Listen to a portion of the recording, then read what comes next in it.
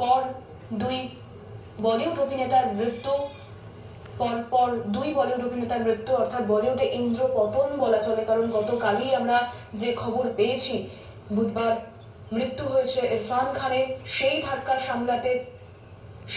সামলাতেই আরো একজন বলিউড অভিনেতা ঋষি কাপুর, তার প্রাণ হলো। মুম্বাইয়ের একটি বেসরকারি হাসপাতালে চিকিৎসাধীন ছিলেন তিনি। বহুদিন ধরে ক্যান্সারে ভুগছিলেন বলিউড অভিনেতা ঋষি কাপুর। গতকাল বুধবার মুম্বাইয়ের একটি বেসরকারি হাসপাতালে তাকে ভর্তি করা হয়। শারীরিক অসুস্থতা নিয়ে গুরুতর অবস্থায় তিনি ভর্তি হন এবং তারপরই আজ সকালে হাসপাতালে চিকিৎসাধীন অবস্থাতেই মৃত্যু হয় বলিউড অভিনেতা ঋষি কাপুরের।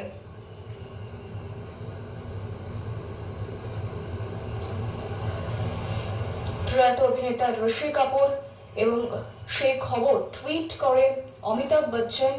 তিনি টুইটে লেখেন যে প্রয়াত অভিনেতা ঋষি কাপুর, এবং গোটা ঘটনায় তিনি অবশ্যই বিধ্বস্ত, কারণ এই খবর সত্যিই তার পক্ষে মেনে নেওয়া সম্ভব নয়। এমনটা লিখে টুইট করেছেন অভিনেতা অমিতাভ বচ্চন।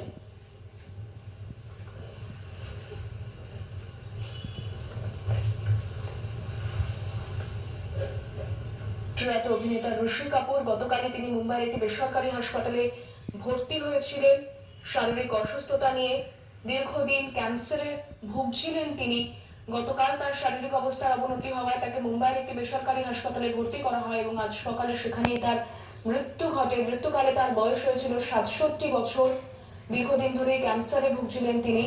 আজ সকালে টুইট করে তার প্রাণ বার্তা জানান অমিতাভ বচ্চন এবং তিনি লেখেন যে তার ঋষি কাপুরের মৃত্যু হয়েছে এবং তার মৃত্যুতে বিধ্বস্ত অমিতাভ বচ্চন। কারণ সত্যি এই ইন্দ্রপতন অনেকটাই ছন্দপতন বলিউডে, এমনটাই বলা চলে। কারণ কারোর পক্ষে এই ঘটনা সত্যি হলেও মেনে নেওয়া এক প্রকার অসম্ভব, অবশ্যই বেদনাদায়ক, দুঃখজনক।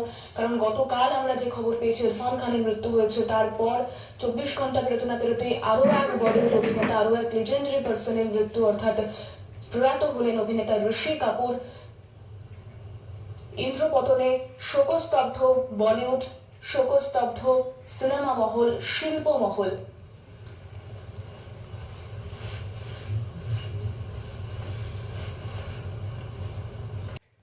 और बहुत स्पष्ट बात ये थी कि जो बोलते थे स्पष्टता से बोलते थे।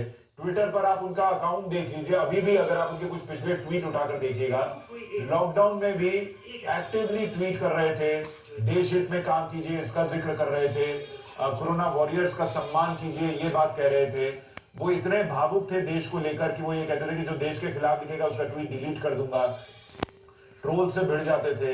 उन्होंने, जैसा अभी शर्मिला टैगोर कह रही थी कि इस दौरान कहा था कि भाई सरकार को भी पैसे की जरूरत है, आप शराब की बिक्री शुरू कर दीजिए। तो और उसमें उन्होंने कहा था ये मेरी सोच है, कोई हिपोक्रेसी नहीं है, मेरी सोच है। मतलब कोई बात छुपाते नहीं थे, जो बात थी मुंह पर, जो बात थी दिल में, वही बात मुंह पर रहती थी। ये थे ऋषि कपूर। और अब ऋषि कपूर नहीं है, राजनाथ सिंह ने ट्वीट किया है, अलग अलग एक्टर्स ने ट्वीट किया। मीनाक्षी, और कुछ ट्वीट्स आए क्या? रजत जी ने भी अब से चंद मिनट पहले ही एक ट्वीट किया है। रजत जी ने लिखा है, ऋषि कपूर के निधन से मैं स्तब्ध हूँ। कुछ ही साल पहले उनसे दोस्ती हुई थी, जिंदा दिल इंसान थे, हर विषय पर बेबाकी से अपनी बात कहते थे। बहुत याद आएगी आपके चिंटू जी। जाहिर है उनकी बेबाकी को हर कोई याद कर रहा है और यही बात रजत जी भी कह रहे हैं। और मैं कुछ और, देखिए अरविंद केजरीवाल ने भी एक ट्वीट किया है, दिल्ली के मुख्यमंत्री। वो ये कह रहे हैं, deeply saddened by the sudden demise of actor Rishi Kapoor, he entertained several generations. जब हम बार-बार जनरेशन की बात करते हैं तो फिर वो सुशांत, मेरी और आपकी उम्र की जनरेशन भी है, वो हमसे बड़े उम्र के लोग भी हैं। और आज के दौर में जो इंडियन सिनेमा को नए इतिहास को गढ़ते हुए देख रहे हैं, पैरेलल सिनेमा और कमर्शियल सिनेमा एक साथ दोनों तरफ अपनी दखल बनाए रखी ऋषि कपूर ने। और इसी बात से अंदाजा लगाया जा सकता है कि वो हर दिल अजीज अभिनेता कहे गए। और अच्छा, ऐसा नहीं है कि केवल जो बॉलीवुड की हस्तियां हैं वो उन्हें याद कर रही हैं। इसके अलावा अगर आप गौर करेंगे, अगर आप ट्रेंड पूरा देख रहे होंगे, तो कई साउथ के एक्टर्स भी हैं जो उन्हें याद कर रहे हैं। इसी में से एक ये देखिए, पृथ्वीराज सुकुमारन, इन्होंने भी ट्वीट किया है। ये साउथ के फेमस एक्टर हैं। इन्होंने कहा, this is a sad week for Indian cinema, rest in peace Rishi Kapoor ji. had the absolute privilege of working with him in Aurangzeb. Aurangzeb film हालांकि वो चली नहीं थी, लेकिन इस बात की खुशी पृथ्वीराज को है कि उन्हें ऋषि कपूर जैसे एक शानदार अभिनेता के साथ काम करने का मौका मिला। तो फिर आप चाहे किसी के बारे में बात करें, चाहे वो फिल्म अभिनेताओं के बारे में बात करें, बॉलीवुड के बारे में बात करें, टॉलीवुड के बारे में बात करें, पत्रकारों की बात करें, या फिर आप बात करें राजनेताओं की, हर कोई बहुत ज्यादा शॉक्ड है, सैड है और यही कह रहा है कि एक इतिहास इसी के साथ खत्म हो गया। और देखिए, जब उनकी शख्सियत की आप बात कीजिएगा तो उनकी एक ऑटोबायोग्राफी आई थी एक तरीके से, और उसका नाम था खुल्लम खुल्ला। मतलब जो उन्होंने अपनी जिंदगी के बारे में बताया, उस किताब का नाम भी उन्होंने खुल्लम खुल्ला रखा था, जो कि मीना अय्यर के साथ उन्होंने मिलकर लिखी थी किताब। और यही उनकी जिंदगी थी, बिल्कुल खुली किताब की तरह। और उस किताब को अगर आप पढ़ेंगे, जिसमें ऋषि कपूर अपनी जिंदगी के बारे में बताते हैं, वो इस बात को कहने से भी नहीं झिझकते कि 80 के दशक में एक दौर आया था जब वो डिप्रेशन में चले गए थे। उनके लिए बहुत मुश्किल था वो वक्त, वो किरदार नहीं निभा पाते थे, वो शॉट नहीं दे पाते थे, उनके हाथ कांपते थे, और इस तरीके के डिप्रेशन में वो गए और बाहर आए। लोग इस तरीके की बातें बताते नहीं हैं, छुपाते हैं। लोगों को यही पता है कि ऋषि कपूर जो है वो बहुत बड़े एक्टर थे, उन्होंने कामयाबी के अलावा देखा क्या। ऋषि कपूर अपनी किताब खुल्लम खुल्ला में खुद बताते हैं कि उन्होंने डिप्रेशन भी देखी है, उनको इस तरीके की स्थिति भी हो गई थी, और किस तरीके से अमिताभ बच्चन से उनके बहुत अच्छे रिश्ते रहे, बहुत सारी फिल्में दोनों ने साथ में की। लेकिन वो ये भी कहते हैं कि अमिताभ बच्चन से उनको इस बात की नाराजगी रहती थी कि अमिताभ बच्चन ने अपनी कामयाबी में उनको क्रेडिट नहीं दिया कि उन्होंने कितने अच्छे किरदार उनके साथ निभाए। तो इस तरीके की सारी बातें दिल खोलकर वो बता देने वाली शख्सियत थे। दिनेश मौर्य हमारे साथ जुड़ गए। दिनेश, और क्या जानकारी अभी आपके पास?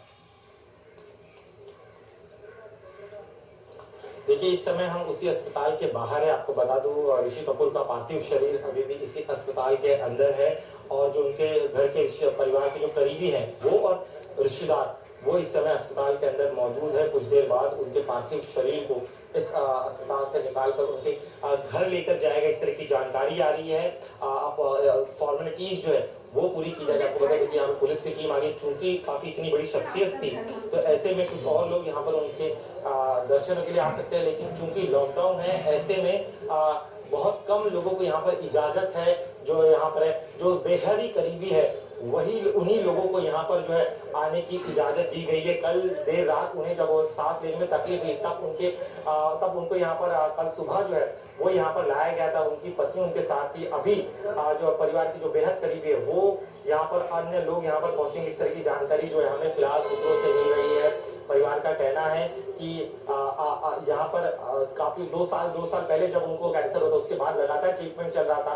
पिछले साल ही सितंबर महीने में वो यहाँ पर आए, तब उनकी हालत में थोड़ा सुधार था, लेकिन देखिए फरवरी महीने में जब वो दिल्ली गए, तब वहां पर इलाज के लिए अस्पताल में भर्ती कराया गया था। तभी से उनकी जो तबीयत थी वो सही नहीं थी, और कल सुबह के वक्त उन्हें यहाँ पर एडमिट किया गया था।